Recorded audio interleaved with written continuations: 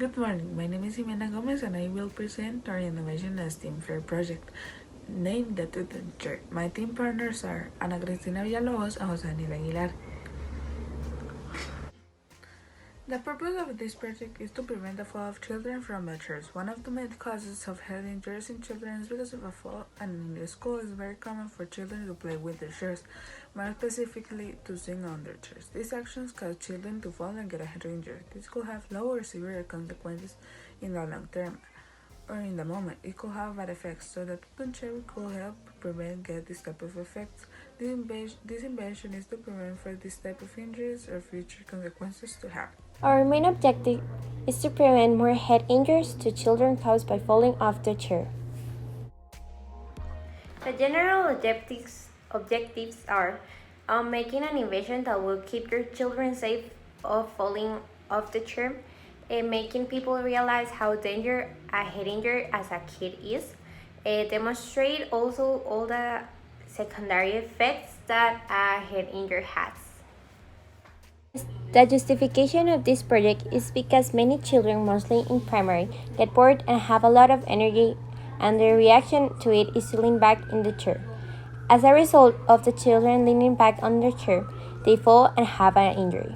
Many people don't see how dangerous falling off the chair can be, mainly small children. They could end in the hospital or even worse. The Tuton chair helps decrease the percentage of children injured because of the falling the chairs. Children falling off the chair is a reality, and this is why. Well, the vestibular system is located in the inner ear and is responsible for our balance and awareness. Also help us with our focus, attention, visual skills, and regulate our emotions. The vestibular system gets stimulated with movement. This means that the children nowadays that don't get a maximum of 4 to 7 minutes per day playing outside, the brain aren't developed correctly and weaker.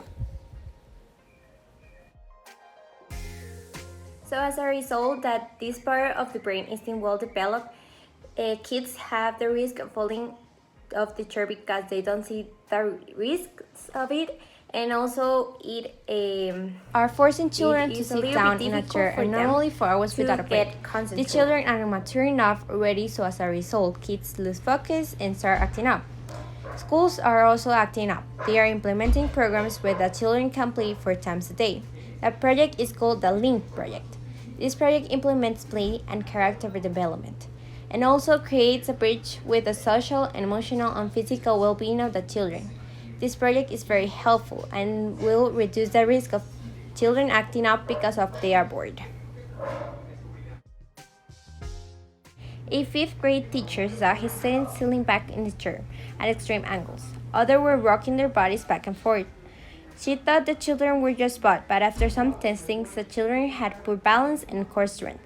They tested other classrooms. As a matter of fact, the result, if we compare the children that were tested with the children from the early 1980s, only one kid with 12 years old had the correct core strength and balance. Have you noticed that many children at school fall back from the chairs because they were swinging in their chairs? There are many children that thanks to this action they suffer big consequences such as head injuries. This invention is to prevent children from falling from their chairs and more than that, causing themselves a head injury that may affect them for life. According to Modern Red Guide 2018, a brain injury is called a scalp. The most ordinary types of injuries are concussions, skull fractures, and scalp wounds. The consequences and treatments can vary depending on the seriousness of the damage or in your head. There are 2 types, the open and closed. The adjoining one does not affect your skull. The extended one penetrates your skull and scalp. Brain harm is majorly caused by 2 reasons: a blow to your head or a shaking. The blow-up head injury may be related to more vehicle crashes, falls, physical assaults, and sport-related accidents. According to Janet Wiley, R. E. Morgan, and Nicola Notter 2019, there are different types of head injury. First, the hematoma is the clotting of blood outside the blood vessels. It can be moderate or severe. This can cause a blood conscious or result in permanent brain damage. Second is the hemorrhage. It is uncontrollable bleeding in your head. It can be all around your cerebrum or within your brain tissue. This causes headache and vomiting. An injury can conduct us to the next one. It might cause swelling of the surrounding tissues of your brain. The skull fracture happened when the blow was too hard to break your bone. That actually is very difficult. Last is the anoxal trauma. This doesn't cause bleeding, but it affects the brain. It is not visible in the exterior part. According to Physical Effects of Brain Injury 2012, when a person suffers a brain injury, they may not receive the cells that it sends in a proper way. A brain injury can affect a bodily part. It can cause bad mobility, balance, and coordination. It can affect your body senses in general. It could produce difficulty all around your body. All these effects may produce a cure, while others will be for life. According to head injury in children, the most common in children is a concussion, contusion, or skull fracture. A head injury in a kid may be caused by a fall, sports, a motor vehicle accident, or being struck by a vehicle while walking, and child abuse. The risk of a head injury is higher in teens, and boys suffer a head injury twice as often as girls. The accidents may happen in outdoor activities like mountain biking, roller skating, or skateboard. Children who play sports like football, soccer, hockey, and basketball are in addition at more considered risk of a concussion. Some symptoms may be raised, swelling, eye for a bump, or a bruise. Minor shallow cut in the scalp, a headache, sensitivity to noise and light, irritability, or abnormal behavior and confusion. The chair is a gravity-based structure.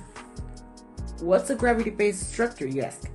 Gravity-based structures are very large structures that sit on a seabed and resist sliding or returning loads by friction and soil bearing capacity.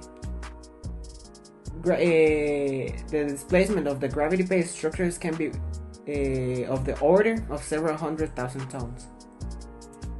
These structures are very useful in construction of buildings and furniture.